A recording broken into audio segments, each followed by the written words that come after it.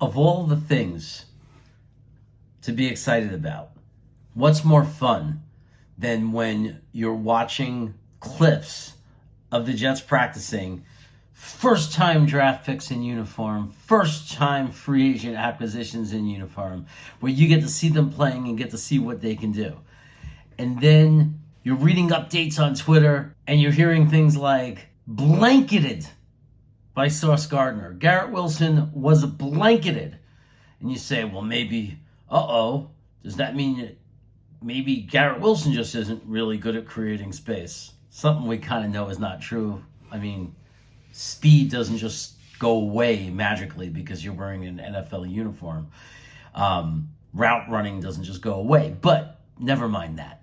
Because another update comes in. Corey Davis blanketed by Sauce Gardner. Apparently Sauce was sticking to people like they were ribs the entire practice. Like sauce on ribs, get the reference? Anyway, I knew that while the moment he was picked, it was probably not the most popular pick with such a large percentage of the Jets population. Probably, including me, until pick 26, of course, when it all got tied together. But how exciting is it going to be? We haven't had, you have to have lived through the Revis years to know what it's like to have a cornerback who just is relentless play after play and just takes the other team's best receiver out of the game because they just can't get open. I mean, the impact that has on an offense, especially when you're playing an opponent that relies really heavily on that receiver. That's one.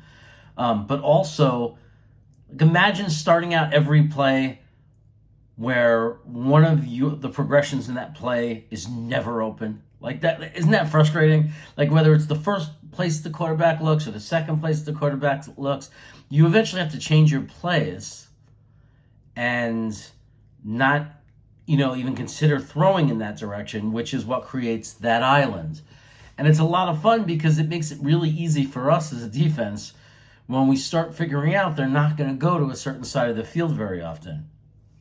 It's really powerful. And then we start hearing about Whitehead knocking balls loose, great coverage all over the guys he's covering. And you start to get excited because you start to realize that, Bryce Hall and Eccles did fine. They were a pleasant surprise, but this is a different thing. This is about dominance. This is about elite talent. This is about not only has our defensive line gotten better, but they're going to get help because the quarterback's not going to get rid of the ball as fast, at least not to his wide receivers.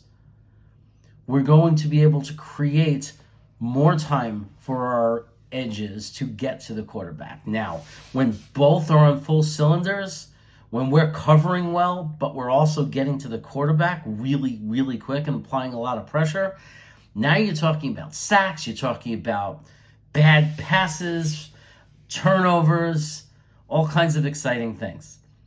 We may be much, much more improved on defense than people think. The other thing I want to really remind everybody of is, because I'm thinking about Breece Hall and his great practice and how explosive he was and how he got everybody excited, is by establishing a running game and holding the ball longer, there's going to be a very different situation for our defense than last year. It's very different when you don't have to be on the field 3 or 4 minutes, 1, 2, 3 and out after you were just on the field.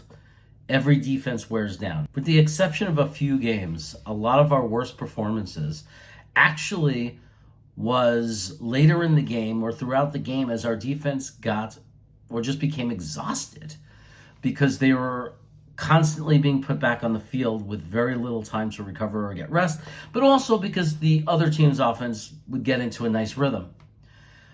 There were still plenty of games, or there were some games where we definitely, that's not an excuse because we just got run over right from the beginning. We couldn't stop the other team from scoring. We saw this in the second half of the Philly game. We saw this in the Indianapolis game. There were games where it just got ridiculous and out of hand, and that can't happen again. But you get a defensive line that can pressure the quarterback. Great secondary. You can start taking away the passing game. Now we got to stop the run. We got to stop the short passes, the passes to the running backs, the tight ends. No question.